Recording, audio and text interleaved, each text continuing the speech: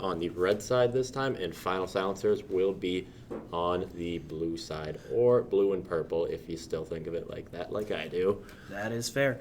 We are seeing some bans again this game with the Darius, a regular ban, and it seems that the Fiora was banned out last game because it poured so much aggro onto Final Silencer's top lane of the Maokai, wanting to remove that pick so they will have better advantages. We are seeing Custom Elite ban out Syndra. It looks like they might be going for a less early game focused mage based off that, but we have yet to see what exactly is going to go down with their final ban.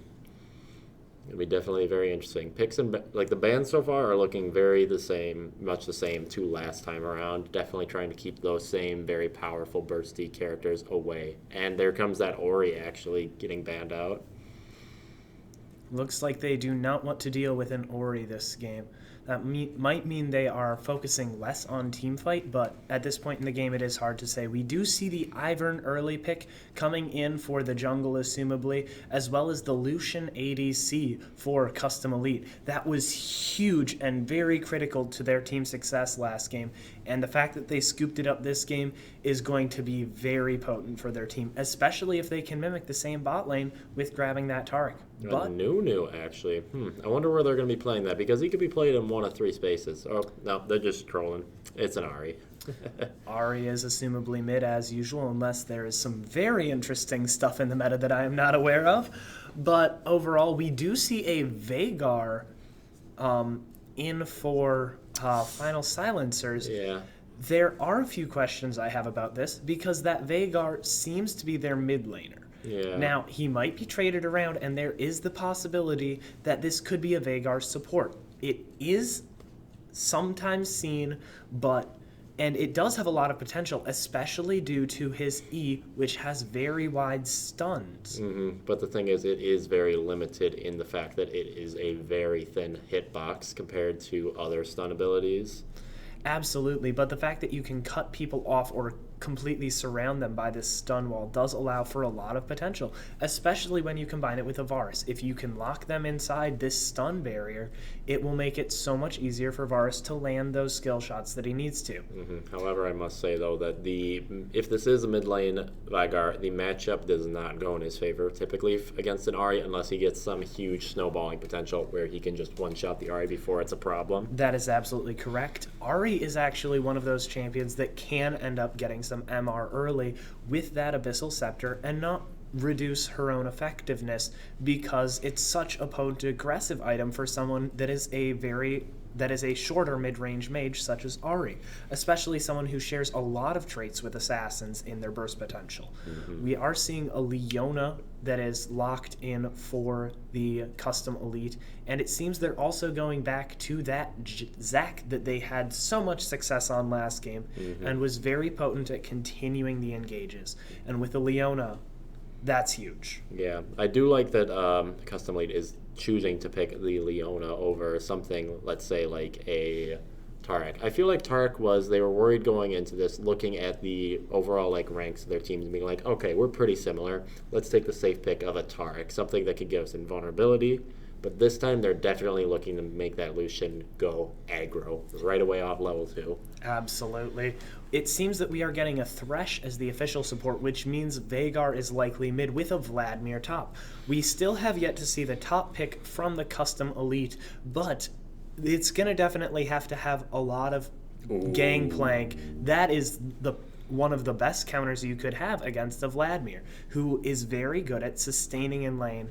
The gangplank can consistently damage him with his barrels and make sure that he is constantly struggling to keep his health up. Now, correct me if I'm wrong. Does Gangplank's oranges remove Vladimir's ult, or does it not? It would. I do not believe it would remove Vladimir's ult, but the slow on his E would be removed.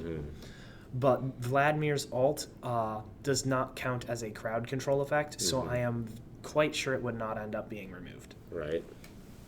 But again, with this Veigar that is also in this game, the Gangplank is going to be able to use his orange ability in order to pull himself and extricate himself from one of the Veigar walls if he happens to be caught out of position.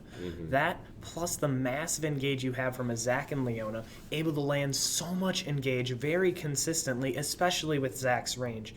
Just will be able to create so many problems for the final silencers. Yeah.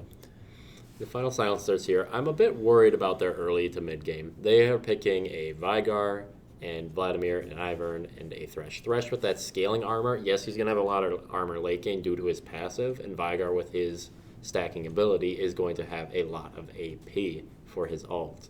But in this case, if they can't get there, then there's no chance for these characters to really make the cut, I believe.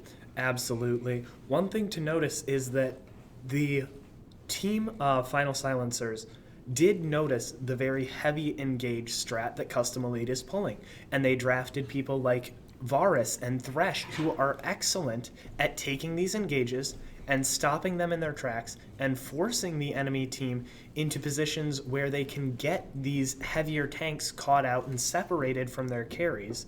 And if the carries try to come in and engage, they have this Vygar wall that they also have to contest with, essentially separating the squishy carries and the damage dealers from the people who are already in the middle of the enemy team that need to then be protecting them.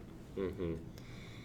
Yeah. In terms of matchups, I think, like you said, the Gangplank versus Vladimir matchup goes into Gangplank's favor. Yes. In terms of a bot lane, of Varus, Thresh versus Lucian, Leona. I know Lucian Leona is super strong. The Varus Thresh, it can be. I believe like their level 6 is a bit more powerful possibly than the Leona one, with Thresh being able to lock down a person within his walls and then being able to fling them into them with his flay. And then Varus just being able to lock people down with his ult as well.